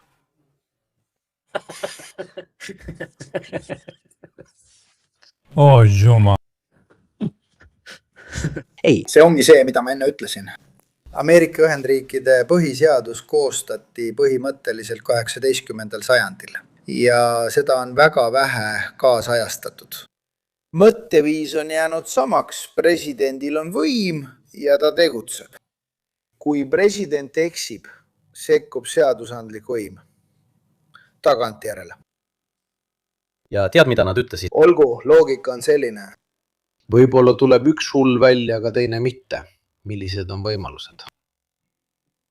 probleem on selles, et nad ei arvestanud võimalusega, et president, kes on hull või lihtsalt arg, kasutame seda sõna siin, suudab ka partei enda kontrolli alla saada.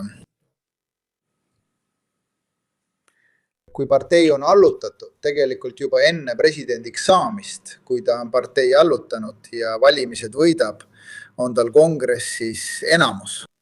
Ja tema all on ainult inimesed, kes on talle lojaalsed. Sel hetkel ei kontrolli teda enam keegi. Aitäh! Ei olnud ette nähtud, et selline inimene võiks kunagi valituks osutuda. Kahjuks sotsiaalmeedia ajastul, kus mõju avaldab ilus välimus, sorav jutt, aga mitte tingimata riigimehelik mõtlemine, ongi olukord selline. Seega praegu on kahjuks olemas oht, et riigipea võib olla eksiteel. Ja need riigid, kellel ei ole põhiseaduslikku süsteemi, mis suudaks seda kontrolli all hoida, on avatud olukordadele, nagu praegu ameeriklased kogevad. Kahjuks on minu vastus sellele küsimusele see, et olen isiklikult jõudnud järeldusele, ei, teda ei kontrolli keegi. Samamoodi nagu Putin ei ole kellegi kontrolli all. Mõlemad on tegelased, kes on suutnud saavutada peaaegu absoluutse võimu. Ja nad teevad seda, mis neile meeldib, lähtudes oma isiklikest veendumustest ja hinnangutest.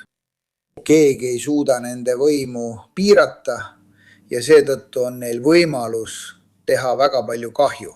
Nemad ise usuvad, et teevad head. Meil on hästi. Keegi mainis nüüd Stephen Millerit. Praegu levib poleemika, et ta peitis end raseda naise selja taha. Ja. Aga kas ma võiksin korraks tagasi tulla selle rakettide teema juurde, millest te enne rääkisite? Jah, palun. Ma leidsin selle väga huvitava olevat. Kindlasti huvitavam kui Stephen Miller, kes peidab end oma raseda naise selja taha. No. John tegi selle kohta suurepärase nalja, vaadake John Stewarti, seab tõesti naerma. Jutt sellest, et tänapäeval maksavad raketid vähem kui lennukikandjad on täiesti õige. Aga ma ütleksin, et suuremas osas on sellele kõigele juba reageeritud. Sest kui me praegu maailma vaatame, siis kõige olulisem relvasüsteemide hankimise võidujooks käib just õhutõrje ja raketitõrje võimekuse ümber. See on kõige nõutum, kõige keerukam asi, mida riigid püüavad ennekõike omada Ukraina esimesena. Esimene asi, mida ta küsib, on õhutõrje. Kuigi tegelikult ei ole see nende jaoks sõjapidamisel sugugi määrava tähtsusega. Sest sellel ei ole otsest mõju rindetegevusele, kuid selle poliitiline mõju on nii suur, et see on nende peamine eesmärk. Suutma saavutada usaldusväärse õhutõrje. Ja see on ka see, millele meie Euroopas keskendume. Nüüd, kui käib võidujooks ballistiliste rakettide pärast, käib ka võidujooks õhutõrje pärast. Ja selles punktis on tõenäoliselt see jõudude kogum, see jõudude liit, kes suudab välja arendada usaldusväärsema integreeritud õhutõrjesüsteemi, tõenäoliselt see, kes saavutab ülemaailmsel tasandil strateegilise ülekaalu. Sellele peame lisama teise tähtsuse tasandi. Need on baaside kättesaadavus ülemaailmsel tasandil. Sest kuulus jutt lennukikandjatest seisneb selles, et õhuväravatel on väga suur tähtsus just siis, kui maailmas on palju baase laiali. Sest kui Ford, mis tegutseb Punases meres, satub probleemidesse ja peab tagasi Norfolki naasma, siis pole Fordist enam mingit kasu. Aga kui Ford saab peatuda Souda Base, siis on tal ikka veel oma väärtus. Seega, kui riigil on olemas õhuruumi kaitse, eriti rakettide vastu, ja baasid üle maailma laiali, see on jõud, millel on strateegilisel tasandil kasvupotentsiaal. Küsimus. Ameerika Ühendriikidel on märkimisväärne ballistiliste rakettide vastane kaitsevõime.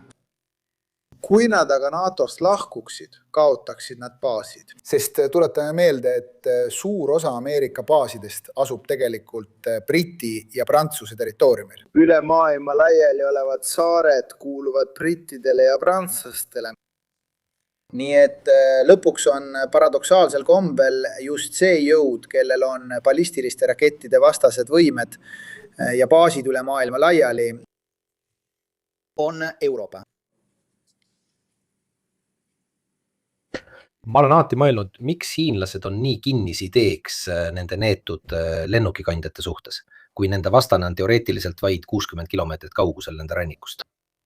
Minu arvates on see natuke nagu moevärk kõigi riikide seas, nagu Saksamaa, kes ehitas esimese maailmasõja ajal ühe suurima mereväe, kuigi tal olid kõige väiksemad kolooniad kõigi riikide seas.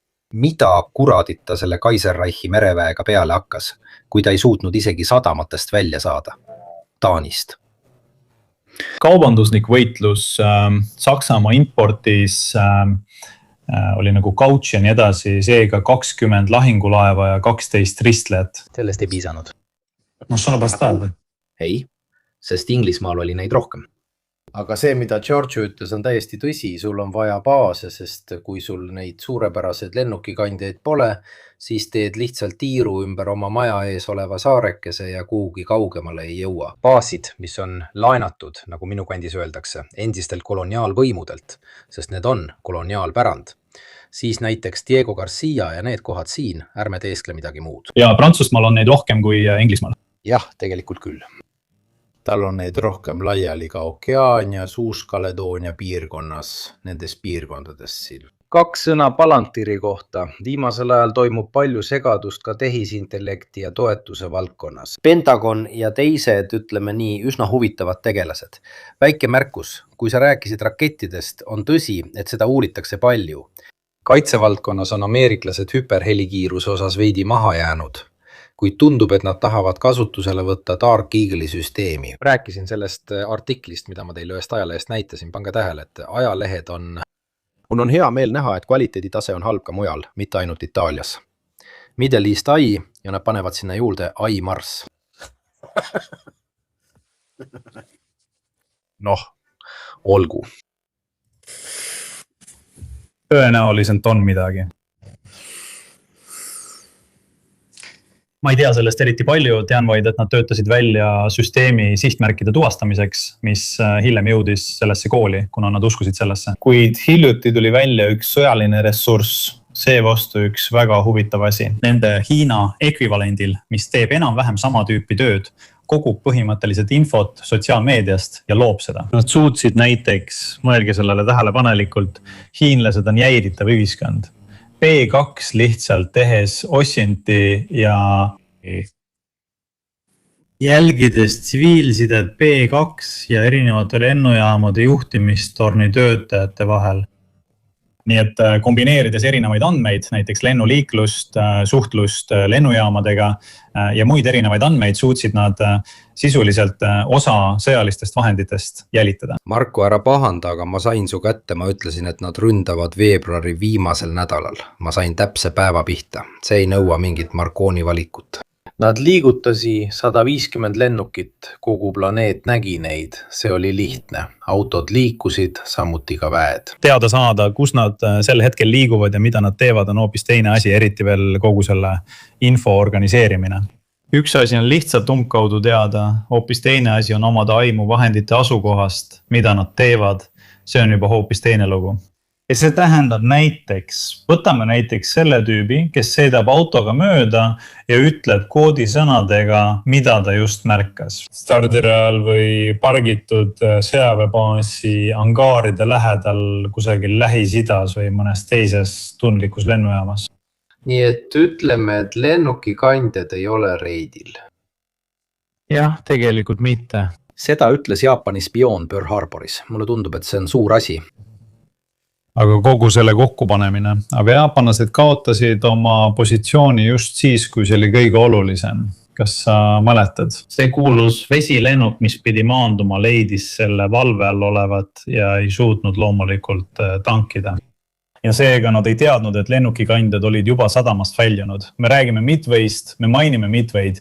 See on selline asi ajalooentusiastide vahel.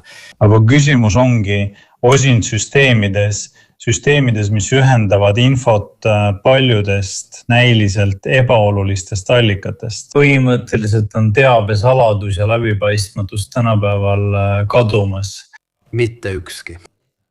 Võib-olla sellepärast tulevadki tagasi ballistilised raketid. Sa tead täpselt, kus need startivad, sa tead täpselt, kuhu need jõuavad.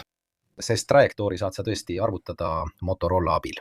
Muide rääkides nördist, 68020. Aga siis püüa see kinni. Ma ei ole Georgiaga mõnes asjas täiesti nõus, sest ma usun, et võitlus rakettide vastu on üks eriti nende manööverdatavate ja nii edasi. See on lahing, mida ma ei ütleks, et on kaotatud, aga kus sa oled alati ühe sammu võrra taga. Sest sa pead mõtlema, mida teeb hull hobune. Ma pean silmas näiteks hüpersoonilisi rakette.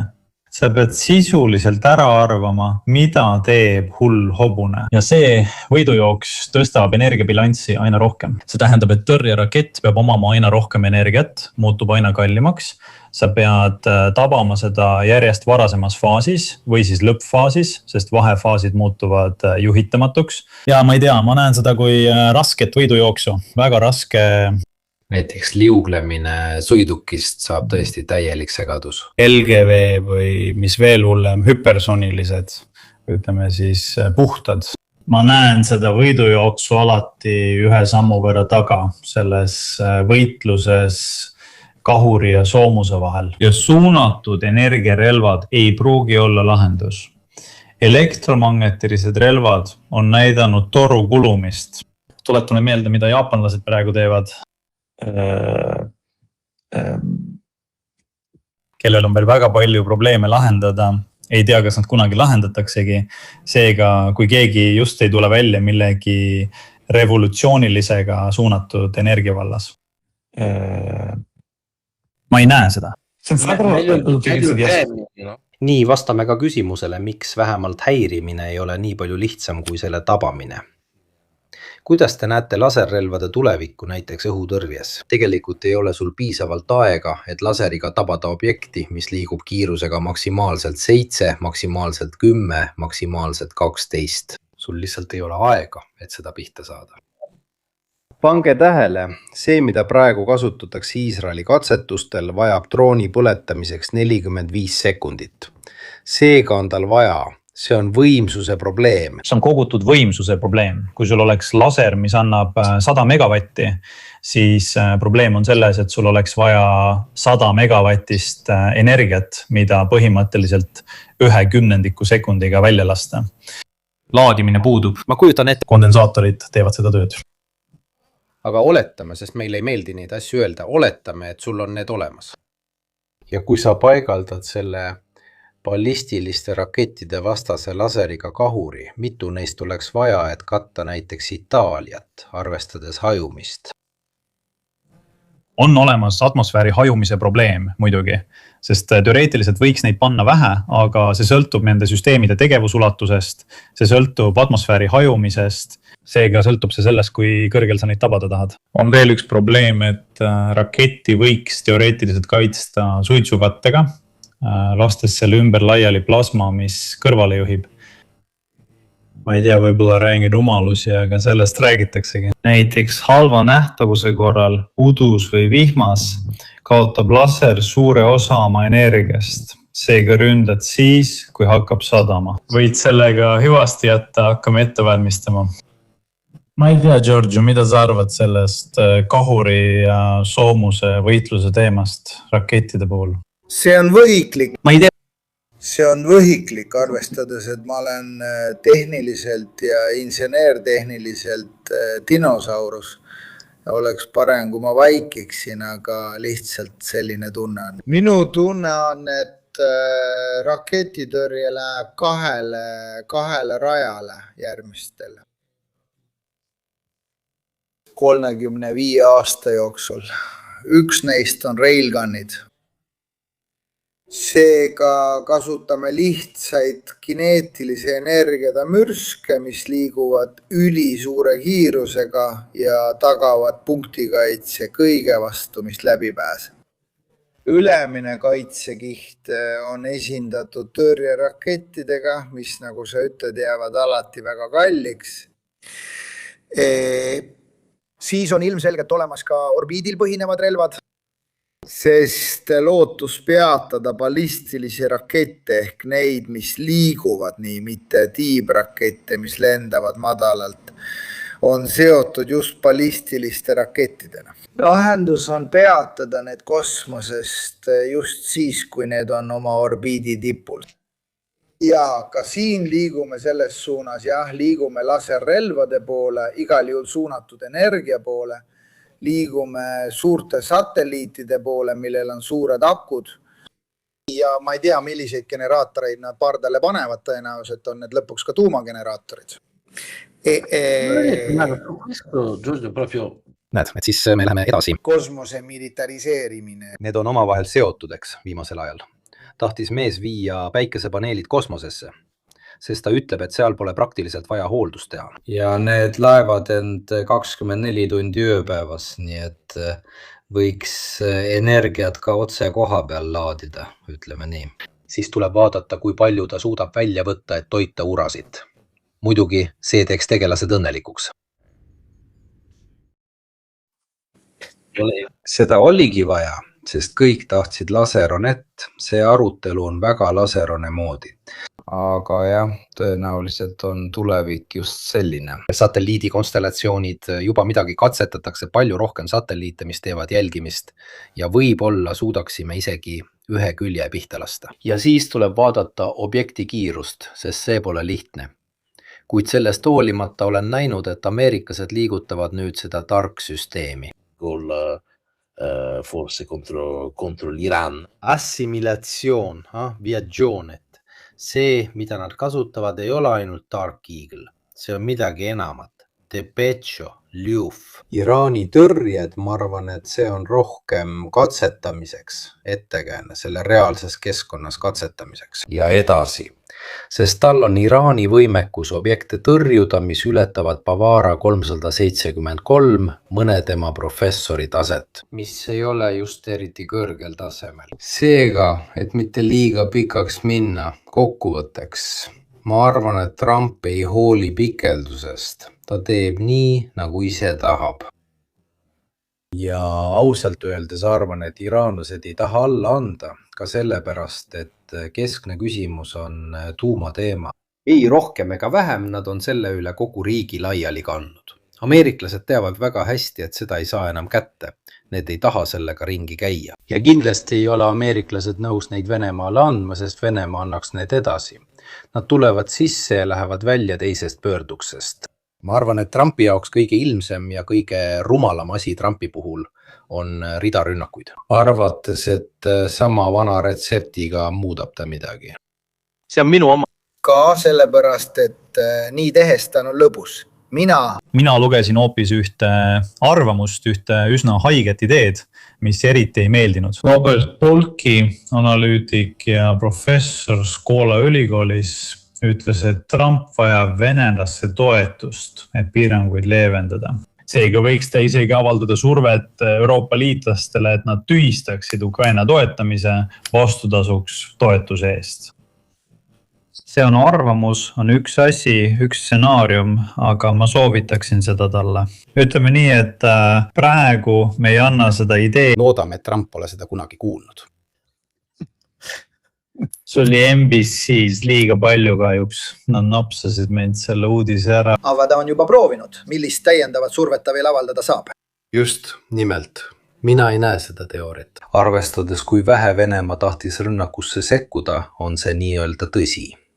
järjekordne liitlane pärast Venezuela. Muide, iraanlased on täielikult kohal, nii et nad on olemas ja tuleb ka vaadata, mis Pärsia-lahes juhtub. Sest tuletage meelde, et see AÜE samm, mis lahkub OPEC-ist, on väga-väga tugev signaal.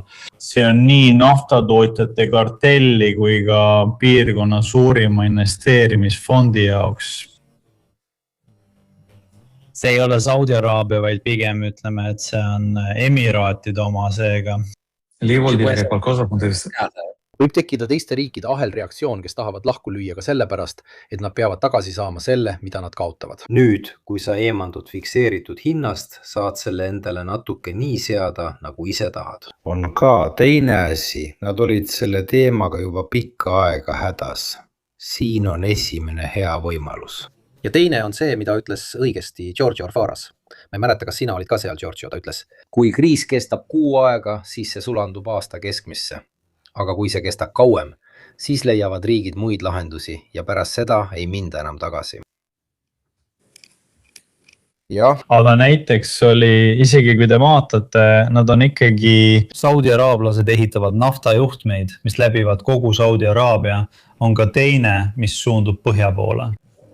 Need on väikese mahutavusega 4 miljonit, midagi sellist. Mitte rohkem. Kui sul on trass juba paigas, saab paigaldada suuremaid torusid või see võtab oma aja. Aga kas nad valmistuvad siis Iraani jaoks? See on asi, mis kehtib praegu neil kuudel, pärast seda kogu lahe piirkond valmistub vastavalt. Et kõik probleemid mööda hiilida. Millest sa enne rääkisid? Minu arvates satud ühest ohust teise. Sest okei, sa väldid Iraani segadust, väldid Houtide probleemi. Kes sul ees on, kus ta Punase mere juurest välja ilmub? Nad jälgivad meid ja see ei ole lihtsalt nii, nad tõesti jälgivad meid. Siis ei ole nii, vaid nad lihtsalt tulevad sinna ette oma paadikestega. Anna meile 2 miljardit. On tõesti väga lihtne luua neid, kes. Aga selleks pole vaja mereväge, kus on 300 väga kallist laeva. Vaja on mereväge, kus on 600 väiksemat alust, mis suudab tagada ja tõenäoliselt ka detailse sekkumisvõimega. Nendes punktides, kus need asjad võivad juhtuda. Probleem on selles, et kui sul on vähe väga kalleid üksusi, ei suuda sa tavada pidevat patrullimist. Ma mäletan, et 80-ndatel lugesin artikleid Ameerika Ühendriigid ja nende merevägi. 600 laeva asemel on neil nüüd vähem kui 300 ja lähiaastatel langeb see arv alla 300, arvestades nende kasutuselt kõrvaldamise programme. Ja see toimub ajal, mil mereteed muutuvad üha ohtlikumaks. Vabandust, ma katkestasin ennast. Ma kipun asju vaatama strateegilisest vaatenurgast. Selles mõttes, et näen Euroopas tehtud vigu. Osta kogu gaas ühest riigist, nagu me nägime, polnud just parim lahendus. Me tegime näo, et kõik on korras, nagu Abhaasia, Oseetia, Tšetšeenia ja nii edasi poles kunagi eksisteerinudki. Ja ma märkan, et Pärsia lae riigid elavad enam-vähem sarnase sõltuvuse peal. Põhimõtteliselt on need riigid, mis elavad 1 või 2 ressursi arvelt. Ja kõik on väga tsentraliseeritud. Aga seda oleme näinud ka energeetika vaatenurgast. Kuveit, Bahrein, need kohad siin omavad vaid mõnda hiiglaslikku elektrijaama, sest ma kujutan ette, et on lihtsam tsentraliseerida, selle kõla pärast, tsentraliseerida nii, et oleks üks suur, mida on lihtne hallata. Aga strateegiliselt, kui vaenlane hävitab ühe elektrijaama, kaotad sa 30% riigi energiast. See ongi see valik, mille teevad riigid, kes lähevad lihtsama tee peale, mida on lühiajaliselt lihtsam hallata. Aga see muudab sind äärmiselt haavatavaks muutuste suhtes. Minu arvates olid need valikud tingitud 30 aastast niinimetatud rahust. Ja nüüd pead sa äkitselt hakkama mõtlema tarnijate mitmekesistamisele, oma energiaallikate mitmekesistamisele, ka sisemistele, tõenäoliselt ka sõjatööstuse tootmisele. Selles mõttes ei saa sa kõike tsentraliseerida, enne rääkis Marko, kui sa tabad ühte litograafia masinate tootjat, tekitad sa triljoni ulatuses kahju. Selles maailmas muutub tsentraliseerimine, sest kulutad vähem tohutuks haavatavuseks. Kas ma võin siia midagi lisada? Me tegeleme sellega, mis toimub Euroopas, seega orienteerume selles olukorras. Või küll, siin ei ole sul ülemusi. Tootja resolutsioon on 1 ja just nii sai linn võimalus olla varustatud süsivesinikega ja ka Venemaaga, sest nad on tõesti väga raskes seisus, eriti lõunas. Ka neil on olukord väga halb. Rääkimata kogu saalist. Siis Indoneesias, aga Sri Lanka võttis veel mõni kuu tagasi vastu Euroopa standarditele vastavat diislikütust 10 osa miljoni kohta. Siis nad ütlesid, et olgu kuni 500 osa miljoni kohta. Nüüd ütlevad nad, andke meile ükskõik mida, mis teil on, sest me oleme juba kõike proovinud ja oleme meeleheitel. Jaapanis ja Koreas sõltusid nad 70% kuni 80% ulatuses ekspordist juba siis. Kujutage ette mõju neile riikidele, sest meie vaatame alati ainult Euroopasse, aga suur osa maailmast tänapäeva tehnoloogia keskus, millest sõltub muide ka Hiina. India. India. Aga Indias on laevad, mis lendavad, räägitakse, et seal on teatud liiklus rannikul, ütleme nii. Jah, üks ühine sõber, keda tervitame. Ta just kinnitas mulle seda asja, seda liiklust. Härra G. Ma tahan lihtsalt jätkata sellega, mida sa enne selle võimaliku plaani kohta ütlesid, et Trump palub Venemaalt abi vastutasuks surve avaldamise eest Euroopale, et lõpetada Ukraina toetamine. Siin näen mina hoopis teist riski, sest minu arvates ei saa Venemaa mitte kuidagi aidata Trumpil väine taas avada. Jah, seega küsitakse midagi tohutut, saamata selle eest midagi vastu. See ei tundu mulle eriti tõenäoline, kuid on veel üks võimalus, sest see, kes tegelikult midagi teha saab, on Hiina. Tervitame neid, õnnestuks Hiinale midagi vastu anda. Kennonale Russia.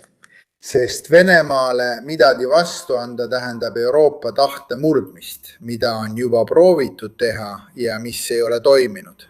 Samas Hiinale teene tegemiseks tuleb murda keegi teine, kes on veidi vähem tugev. See võib olla Filipiinid, see võib olla Vietnam, see võib olla Indoneesia, see võib olla Itaalia. Jah, Lõuna-Korea koos Jaapaniga teeb asja keerulisemaks, kuid kindlasti suudab Hiina Ameerikalt midagi palju lihtsamini saada kui Venemaa.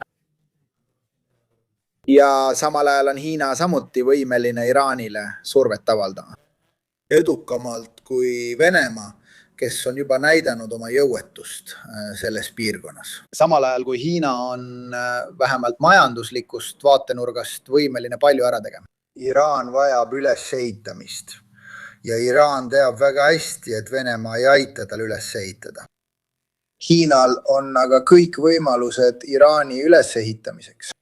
Seega on tõenäolisem, et Iraan on vastuvõtlikum Pekingi mõõdukusele suunatud survele, kusjuures Pekingil on muide ka oma huvi kui Venemaa survele. Ja samal ajal Trumpil on lihtsam Hiinale vastu tulla näiteks loobudes Taiwanist kui Venemaad, sest ta ei suuda veenda Euroopat lõpetama Ukraina toetamist.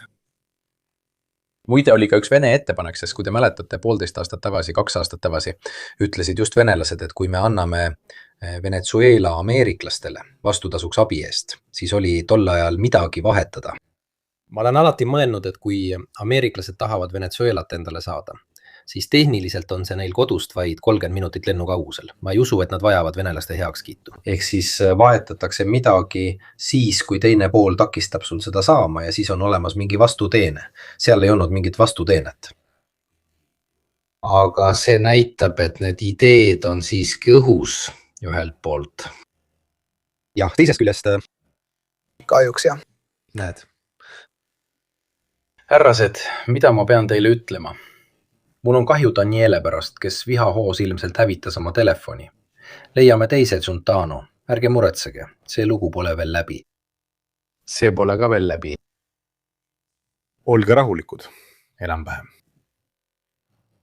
Nii, ärge sööge autos, parem sööge kodus, liikuge vähem. sest lahendused on ikkagi blokaad blokaadi vastu, mis varem või hiljem viib veelgi suurema kriisini või rünnakute jätkamine, mis paratamatult ei vii kuhugi. Sest ega nad ju ei kuku kokku, ei anna alla ega midagi sellist. Vastupidi, tõenäoliselt tuleb Iraani vastus, mis tuleb järk-järgult seal, kus nad saavad mujal.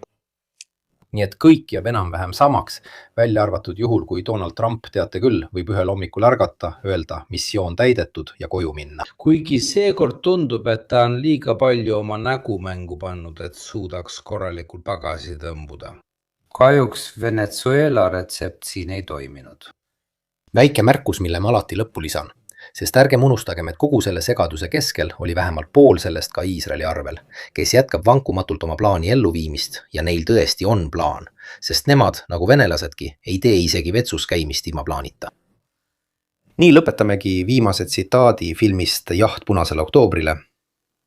Ja neile sobib kõik suurepäraselt. Tegelikult aitavad nad nüüd isegi Araabia Ühendemiraate raudkupliga ja tõenäoliselt ka sõjaliste lepingutega, mis lähendavad veelgi rohkem Pärsia lahe riike. Ma ei tea, kuidas nad sellest loost õigesti aru said, sest on üsna selge, et just iisraelased on need, kes on ameeriklased sellesse ideesse kaasa tõmmanud. Ometi otsivad nüüd Pärsia lahe monarhiad jutumärkides abi Iisraelist. See ei ole nii, et Iisraeli baasid ei tõmbaks iraanlaste viha, samamoodi nagu Ameerika baasid. Seega täpselt ei saa aru. Kuid ilmselgelt tunduvad Abrahami lepped olevat palju tugevamad kui kõik see, mis praegu toimub. Gaza ja kõik muu. Raha ei haise, eks näis. Suur tänu kõigile, aitäh kolonelile, aitäh Marko Bussile, Moro eest, kõige selle eest, mis on olnud. Aitäh. Neile 5 kaadrile ja Paolole, kes kahjuks ei saanud tulla, aga jõuab järele. Head ööd kõigile. Head ööd.